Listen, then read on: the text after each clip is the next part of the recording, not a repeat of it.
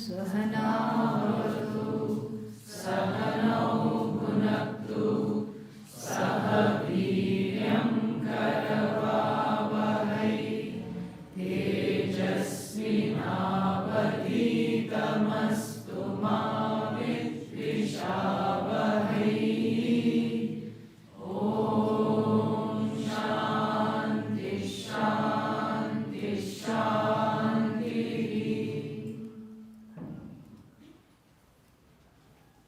There is a question here. In doing Karma Yoga, are we endeavoring to transition from being kartas, dedicating actions to Bhagavan, to not being karta at all? Yes. If the jiva is not the karta and Ishvara is not the karta, then who or what truly is the karta? I am trying to be present and engaged in my life while also cultivating inner space for connection to Ishvara, Atma. And this question about the karta keeps returning. Yeah, difficult to get rid of. That's karta is difficult to get rid of. Because that orientation, I am the agent of action. And to me, the results of action accrue. This is the conditioning. And this is what one has received from the family, because the family also believes that. And then that family also believes that. Everybody, it has a paramparaya praptam. This is the kartru parampara. This is the lineage. Because look at the whole world. Not just human being. Even the ants are so busy. Everybody is busy doing something. And that doing is not a problem. Doership is what is associated with samsara. Who is the karta? No one is the karta. Mithya. Ultimately non-existent. So that which appears and disappears, appears and resolves.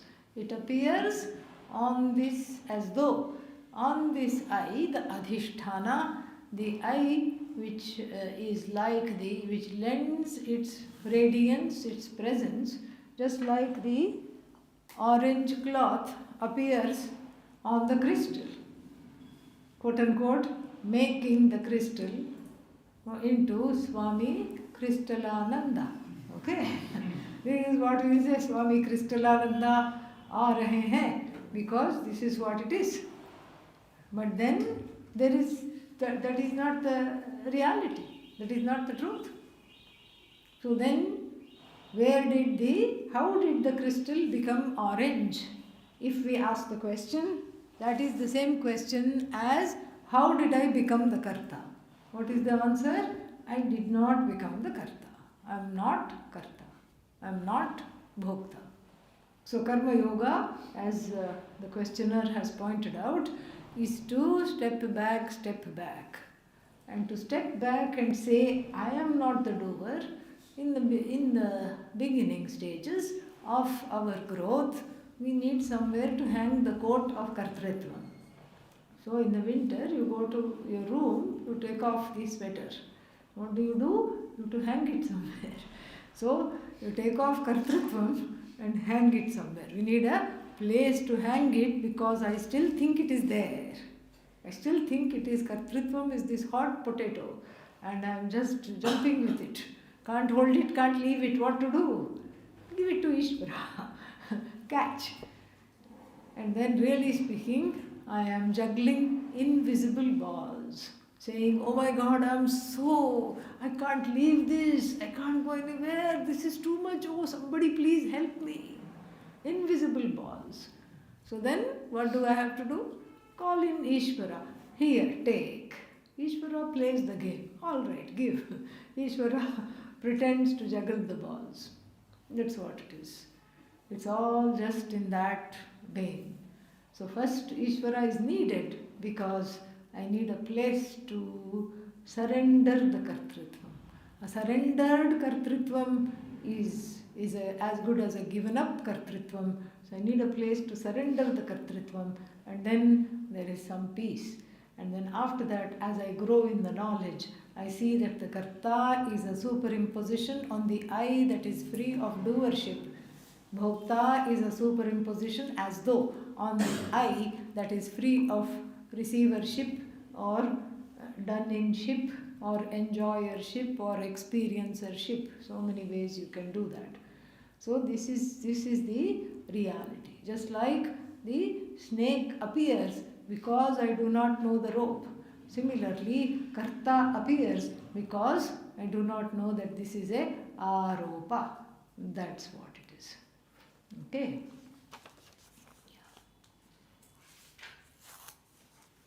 Continuing with Pratijñā-Gītā.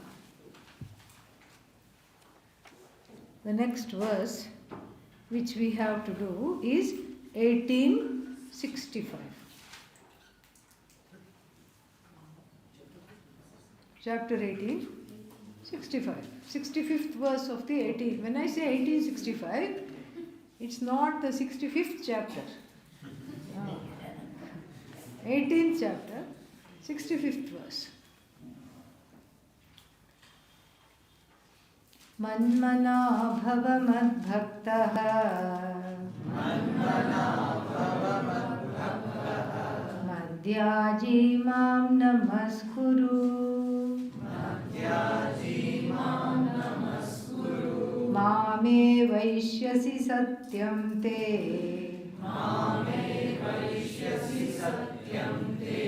Pratijane priyosi me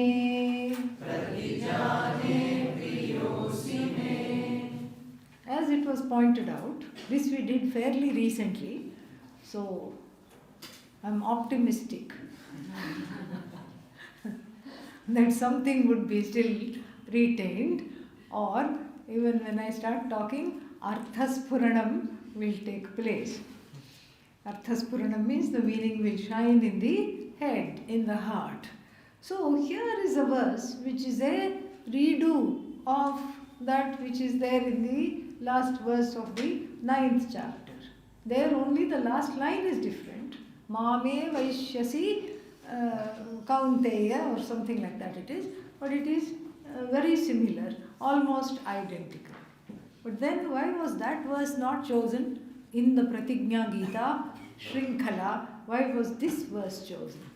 Because Bhagavan is giving a promise. These are promissory notes. Pratijane. It is not janihi. Pratijanihi. You know that I love you and you are dear to me. Bhagavan says here. But he says, I know. I promise you that you are extremely dear to me. I promise you that. This is the last line, and that's why out of the two identical sounding verses, what is the last line of the 9th verse? 9th chapter?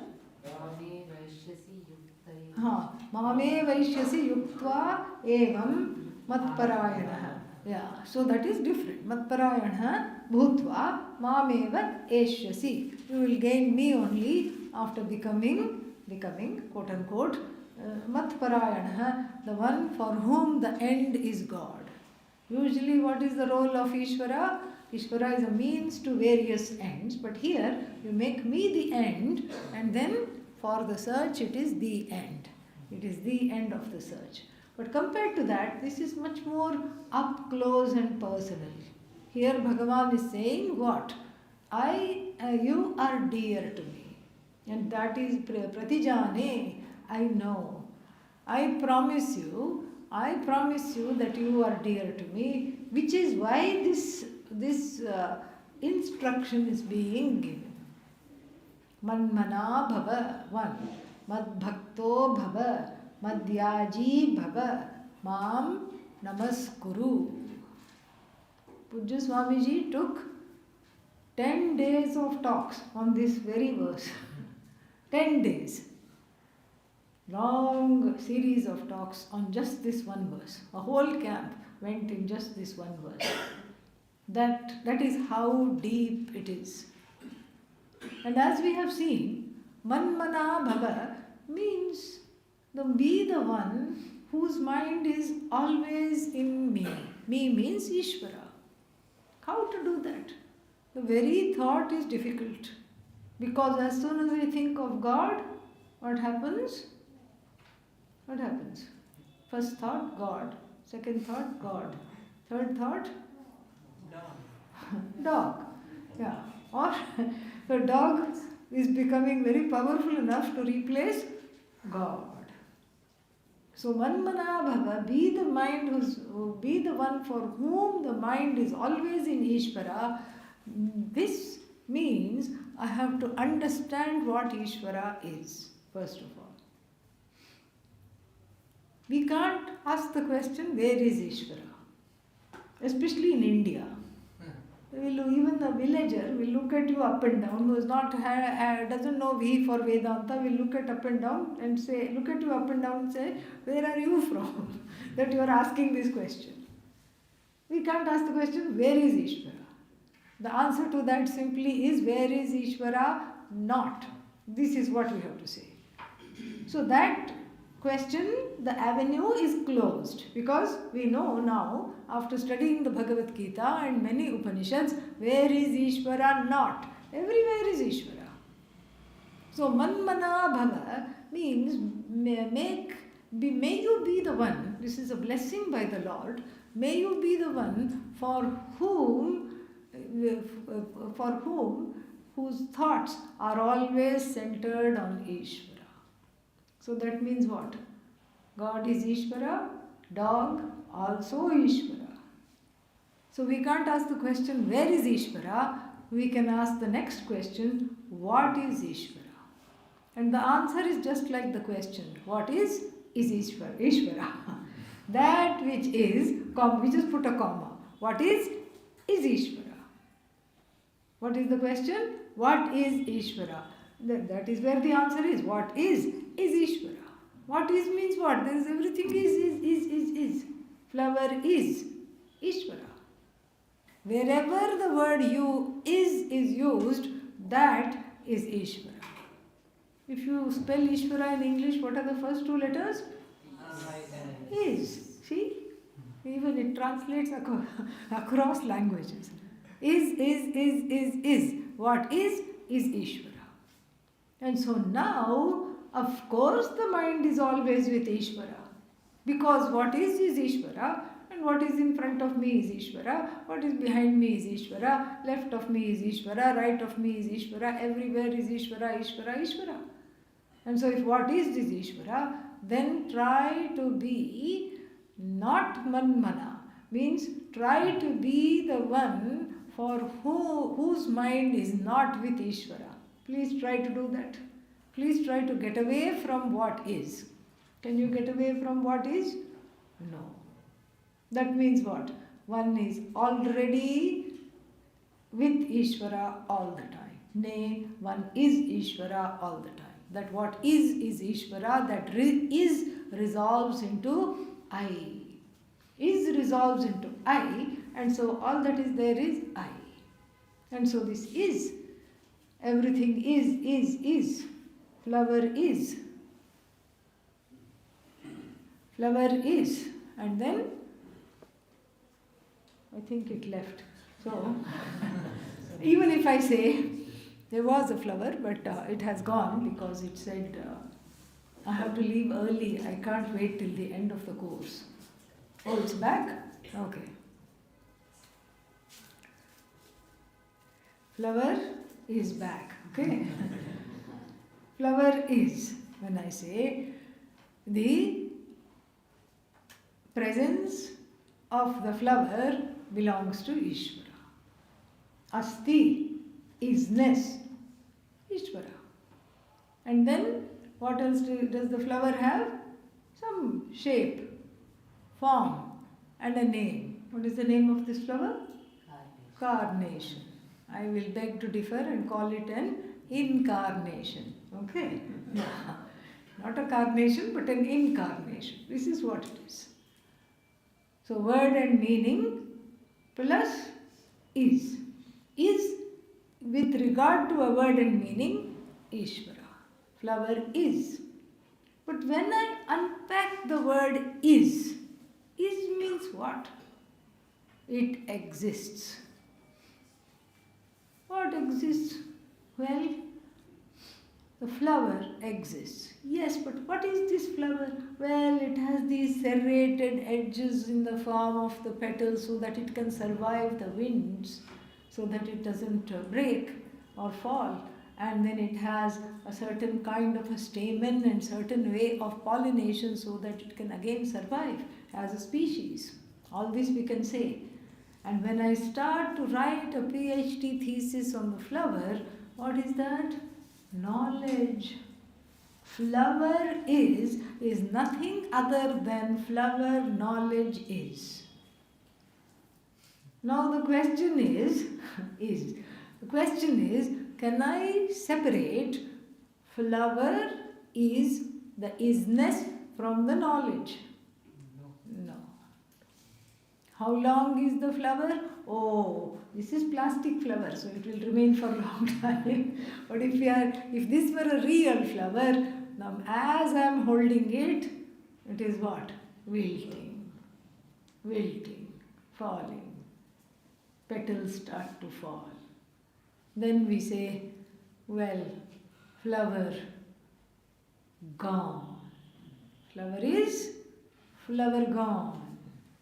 Well, this is what the common parlance talk is all about. But really speaking, we would say what? Flower isn't. No flower is.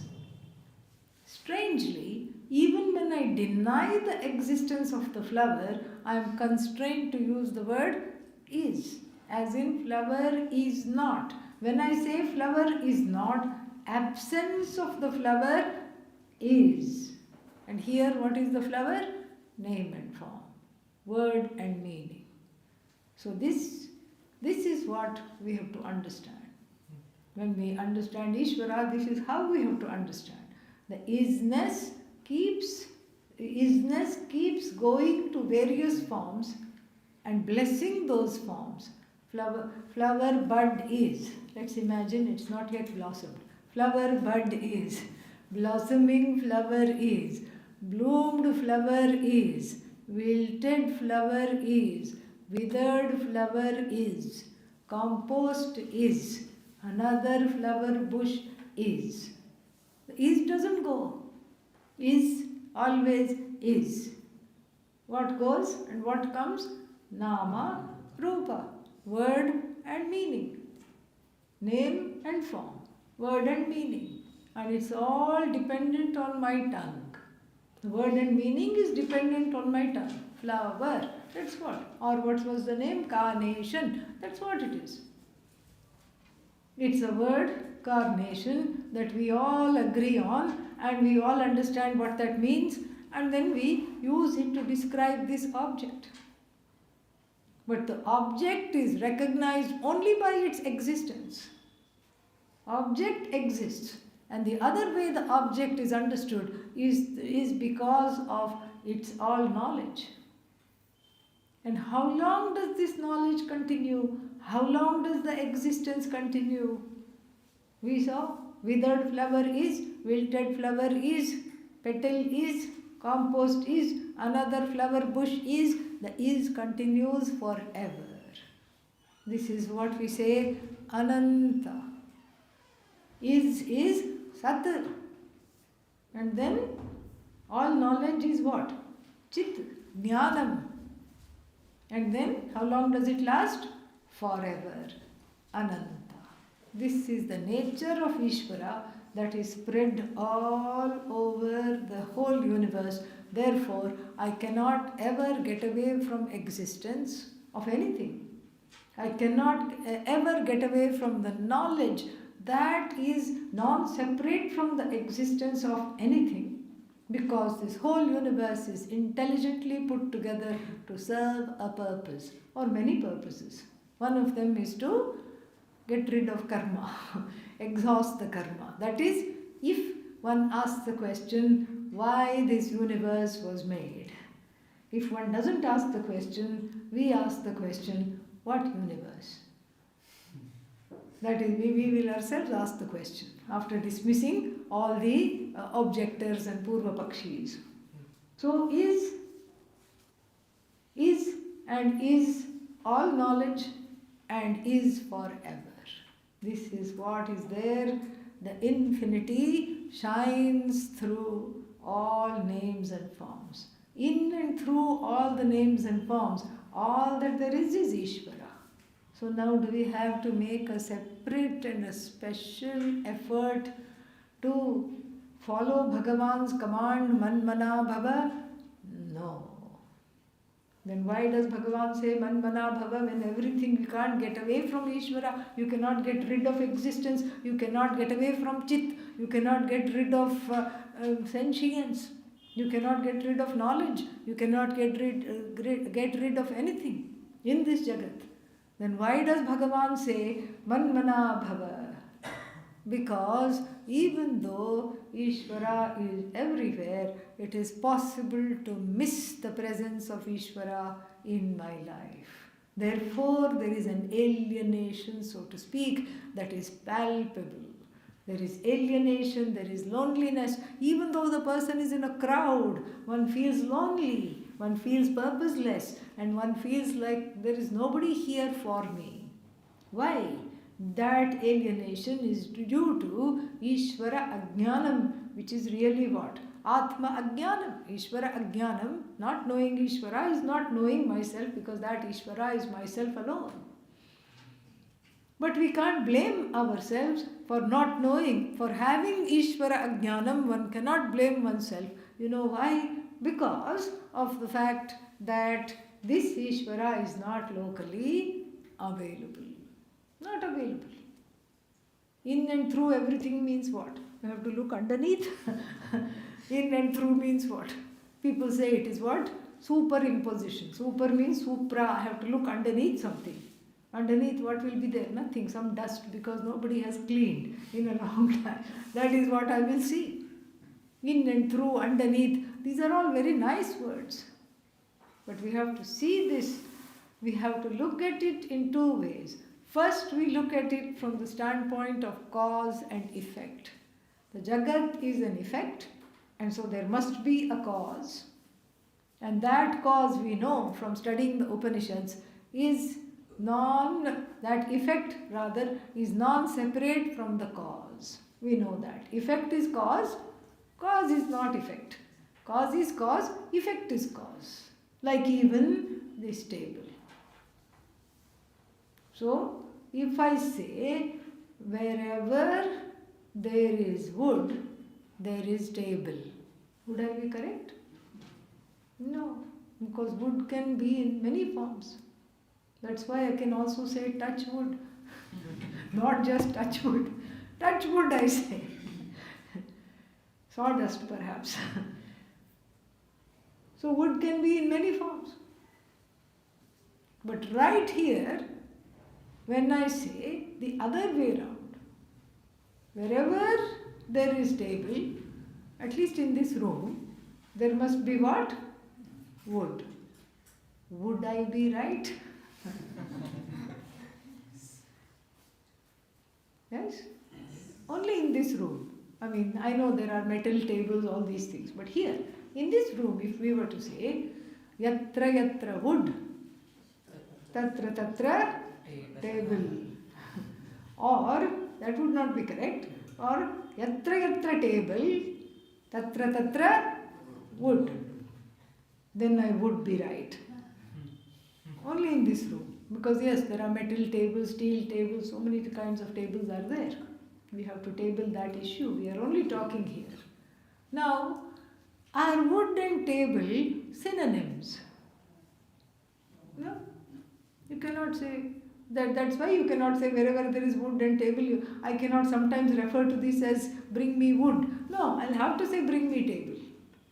So wood and table are not synonyms. What is the relationship between wood and table? Cause and effect. Cause and effect.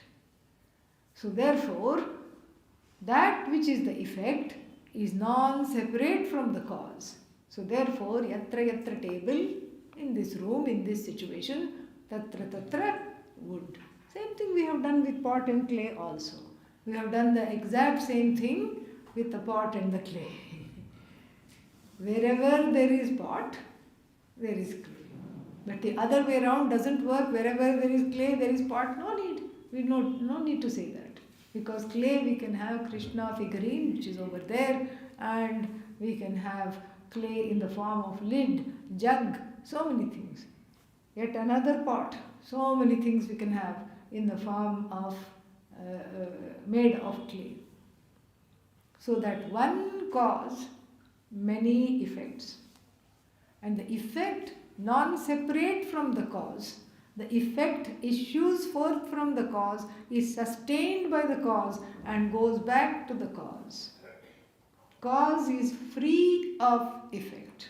This is what is Ishvara's connection with the Jagat. Jagat is dependent upon Ishvara, comes from Ishvara, sustained by Ishvara, goes back to Ishvara. Ishvara is free of the Jagat, asanga. Because the essential nature of Ishvara is what? Satchidananda, which is the same as Atma Chaitanya, myself alone, Brahmatma. So therefore, it is very easy to miss this definition of Ishvara. Because what this verse is telling me to do, even just this word Manmana Bhava, is telling me to bring Ishvara, invite Ishvara in a tangible way in my life. How to do that? How to invite Ishvara in a tangible way in my life? We have to look at the various orders, which is knowledge. The order of geography. If these kinds of clouds form, then there is this kind of weather. And then if this is the situation, then that is what will happen. This is how earthquakes come. And the earthquakes can cause a tectonic shift under the water. And then the earthquakes can lead to tsunamis. This is all what? Law. That is why it can be studied. All these laws, that is non-separate from the cause, from Ishvara. I get to know Ishvara as the laws, and then what? There is no loss for me. No loss at all. It's all a win-win-win situation. You can't fight with the laws because the laws are just like that. You cannot say, I'm going to fly. Stupid gravity.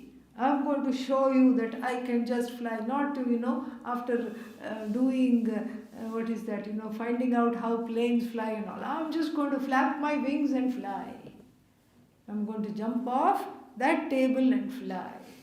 What will happen? Yes, a big noise will come, that's all. Yeah. Proving the law of gravity. You can't fight with the law. Because it is what it is. What is Ishvara. Law is Ishvara. You cannot fight with the law of gravity. You cannot fight with the weather. It's going to rain, let's say. It says 90% chance of rain. And you said, no, I'm going to prove you wrong. What's going to happen? You'll come home like a wet dog. That's what will happen. Standing there. You can't fight the laws. Laws are there, and laws are not the mandates of Bhagavan. They are the very manifestations of Bhagavan. Manifestation of Ishvara is the law. And so there, what to do now? To relate to this, I bring in two laws which are very easily missed. The law of karma. Because it's a law that intimately affects me. Gravity also affects me. I take a toss while walking, it affects me. But the karmic law affects me much more intimately. But then it is not very easy to be dispassionate about the law of karma that I can be as much as the law of gravity. With the law of gravity, it can be studied, it is tangible, it is a subject that is taught in the universities, it is the basis of physics, etc. Every motion is equal and opposite. We have laws of thermodynamics and everything. So this I don't have a problem with. Can you have a curriculum, a university curriculum, where the law of karma is taught? Gahana karmano gatihi. Bhagavan is going to say the ways of karma are very dense and difficult to fathom. Not easy to fathom. Gahana karmano gatihi. And so therefore what? This cannot be taught in the university. And so therefore it seems subjective, not objective. It seems like a subjective issue. Bhagavan is out to get me. How?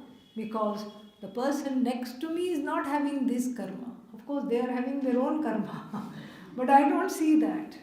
I don't see them suffering in the same way that I am doing. So I feel singled out. This is what is at the heart of unpacking this compound manmana bhava. May your mind be always with me. Matmana bhava, manmana bhava.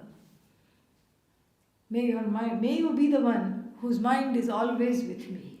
It's not about enclosing God in a thought, which is not possible. Because that God is not an object. Ishvara not being an object, you cannot enclose it in the thought. Like when I say flower, vritti vyapti takes place immediately. The vritti is in the form of the chakshu. The thought goes out. First I think of a flower, and then when I am shown this flower, the thought goes out in the form of the information. The chaitanya goes out through the eyes, wraps itself around the flower, so to speak. That is what is called vritti vyapti. Brings the information back, and then I say, this flower is known to me. That is the second step of the cognition. What is that called? Phalavya. Can I do this to Bhagavan? Vritti vyapti and phalavya? No, because it's not an object.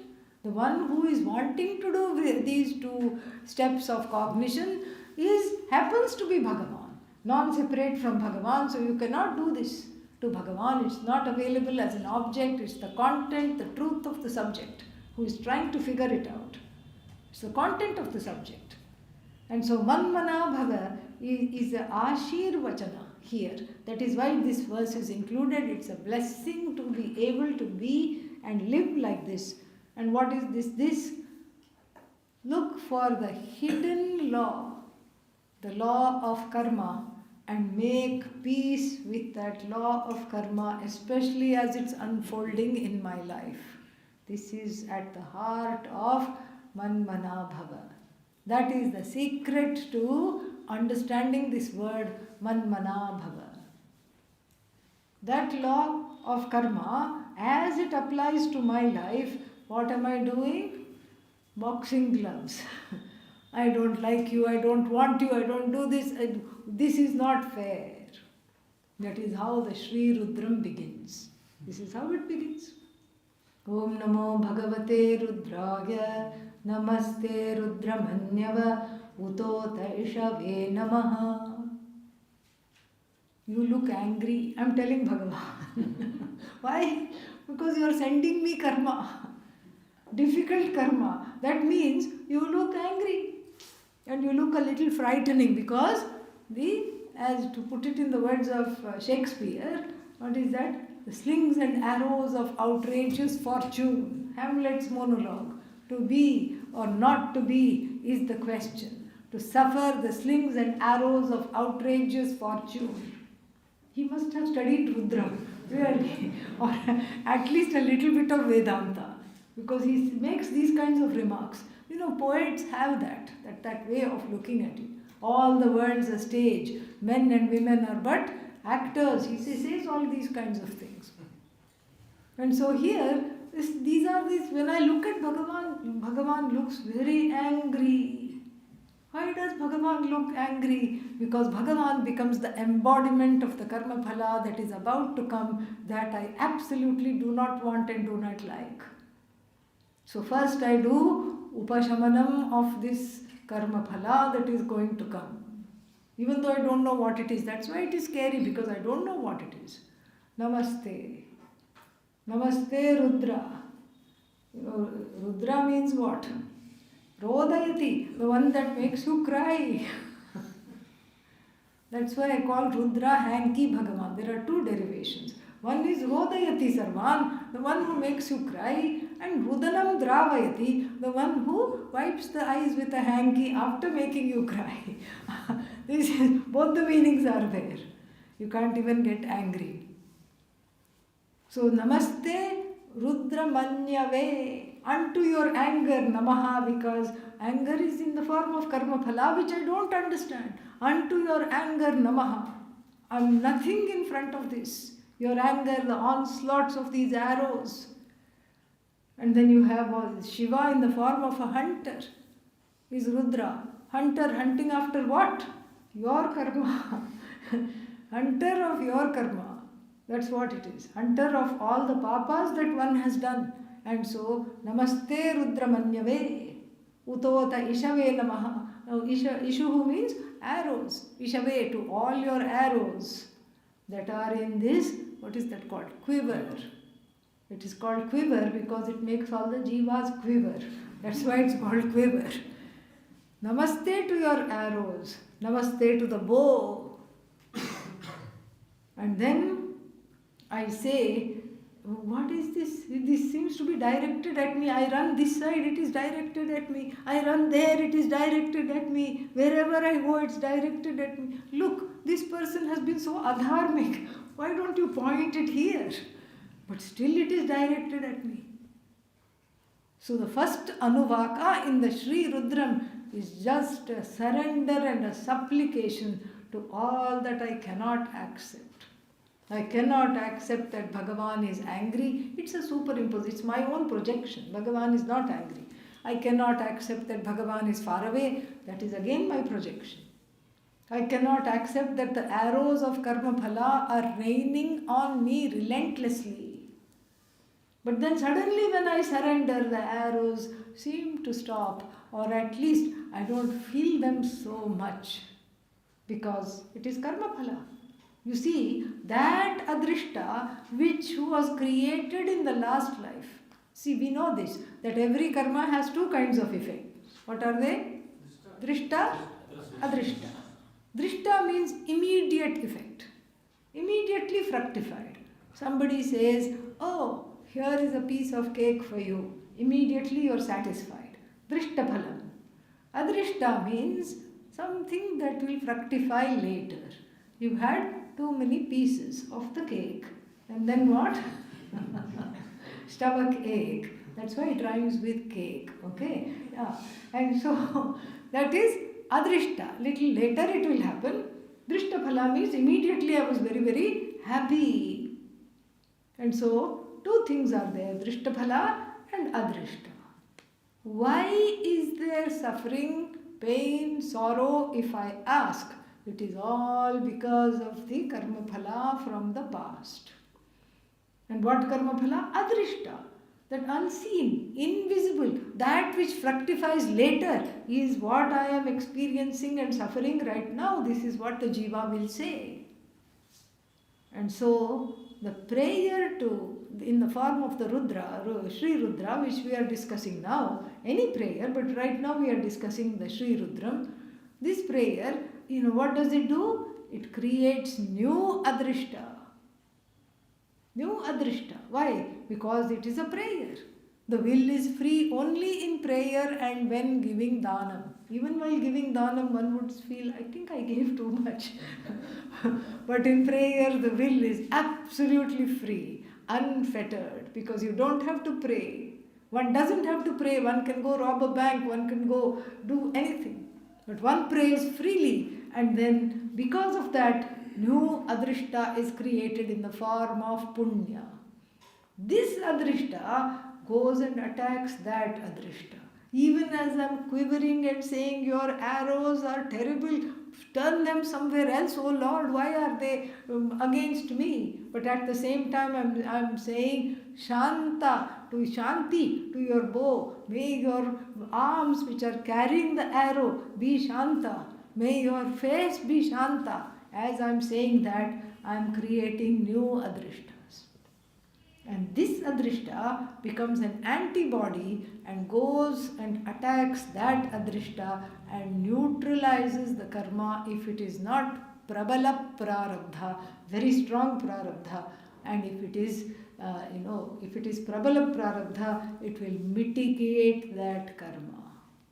Manmana bhava. This is how it is. You plumb deep into the law of karma. The workings of the law of karma, which we learn from the Bhagavad-Gītā, especially in chapter 3, we see that we are part of this whole universe. There is a place for us, there is a purpose. Nobody is here without a purpose. Nothing is an accident in this universe. I have my work to do. I have my swadharma. I have my duty. I have my karma. I have everything. Whatever I have to do, I have to follow. Because it is the law of karma. It is a law. And the law, which seems to be partial, thanks to this new adrishta that is created, this adrishta goes and attacks that adrishta, neutralizes the karma, giving a little breathing space to appreciate how the workings of the law of karma takes place. And in that breathing space, there is some transformation. The surrender has already transformed me and made me a person who can say yes to life without complaints. This is what karma yoga is, saying yes to life. Too many times we say what?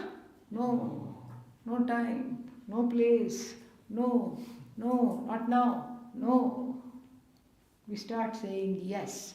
When we understand man mana bhava, mad bhaktaha, all that we will see later, but man mana bhava, this one word is very important, this one compound.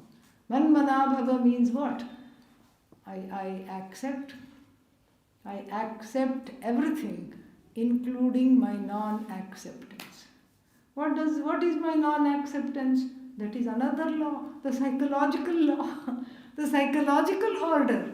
My non-acceptance is okay in the psychological, when viewed from the standpoint of Ishvara, as the psychological order. Ishvara as the psychological order is what? Includes my no in the place of yes. First, when I say no and I am supposed to say yes, there is guilt. There is, oh, why did I say yes? But then I said already no, okay. How can I accept this no? When I first say this is not my no, it is a no coming from a certain, let's say, diffidence, hesitation, fear, intimidation, pain, sorrow, feeling of scarcity, whatever that may be. What is diffidence? What is hesitation? What is fear? What is sorrow? What is scarcity? Ishvara. Ishvara in the form of the psychological order which can be studied. In this situation, a person will behave in this way provided they have this kind of a background. It's a law. A child that has been neglected will grow up to feel unloved. This is not rocket science. This is a law. So the karmic law intersects with the psychological order, which is the law of psychology, which intersects with dharma, which intersects with all these things. One whole web of infallible, interconnected laws. Man mana bhava. When I look deep into the laws, I see that I am part of this. There is a flow. And that flow is a sacred flow. It is palpable. I sense it. And every minute of every day, of every hour, I have the choice whether to go with the flow or go against the flow. When I go against the flow, it hurts.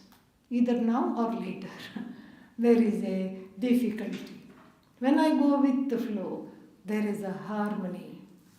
And when I go with the flow, going with the flow, I become one with the flow.